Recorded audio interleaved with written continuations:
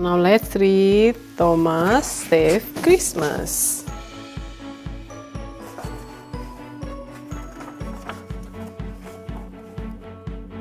This is a story about Thomas, the really useful engine, and how he had to work together with his friends to deliver some presents. It was Christmas Eve on Sodo, and the tracks were covered with snow. Thomas and Percy were ready to do their final jobs in time for Christmas Day. "Oh, Thomas," Percy said, "the children in the village will be so excited to receive their presents." "Yes," smiled Thomas.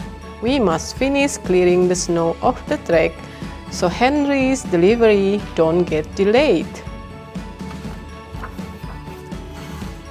Thomas and Percy rushed back and forth clearing the snow so Henry could deliver the present to the villagers. Percy moved the truck out of the way. Push, push, puff, puff, and Thomas took the last passenger home for the holidays. Thomas and Percy were tired but happy when all their jobs were done. But the Fat Controller didn't look happy at all. "I'm afraid to say Henry has not been able to deliver the present to the village," he said. "Oh no," thought Thomas. "Perhaps we didn't clear the snow properly." Every time Henry has tried to get to the village, he had been blocked by mysterious accident, the Fat Controller continued.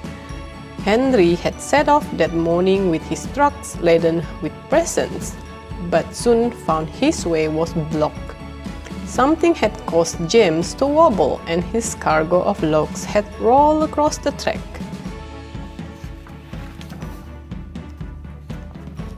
When the logs were cleared away and Henry could carry on his journey, he crashed straight into the truck that Edward had left on the wrong line.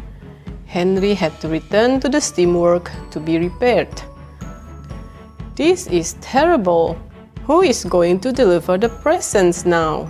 said the Fat Controller. "Don't worry, sir," Thomas said. "We'll deliver the present. We won't let those children down," cried Percy. Thomas and Percy were worried. It must have been the snow causing so many problems, and it had been their job to clear the tracks. But the snow kept falling deeper and deeper. "Don't worry, you two," Oliver said as he pulled up beside them. "It isn't the snow on the tracks causing all the trouble. It's Father Christmas." "What do you mean?" asked Thomas. "How can Father Christmas make everyone have accident?" "James and Edward told me they spotted him in the sky. They both got distracted and made mistakes." Thomas and Percy were excited to hear that they might be able to see Father Christmas. "Remember, Percy, we have to be careful. We don't want to have accidents like the other engines," Thomas told him.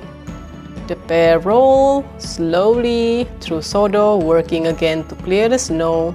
Then all of a sudden, a large shadow appeared in the sky. "It's Father Christmas," Percy said excitedly. "No," Thomas said. "That's just Harold. It must have been him all along." Thomas and Percy laughed, but Harold didn't look happy. "Thomas, Percy, I'm glad I found you," he said. Snow had blocked every road and track into the village. "Oh no," Percy cried. "What about the presents?" "Don't worry, I know what to do," Thomas said. Thomas and Percy rushed to collect Terence, the tractor, who could help them clear the snow. The engine cleared the lower tracks and Terence cleared the nearby road. Then Terence was loaded up behind Thomas, and Percy buffered up behind him, so they could head up the mountain track to the village. Getting Terence up the mountain was hard work. Thomas and Percy had to go very slowly. When they tried to go faster, their wheels slipped and spun on the icy rails, but they kept going together. Then at last, they saw the village. They were very tired, but they huffed the hardest until they were safely in the station.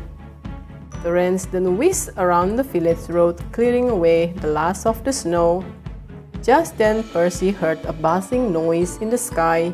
It was Harold again. He was dropping parcels of food for the villagers and their pets. The villagers were delighted to collect the present from Thomas.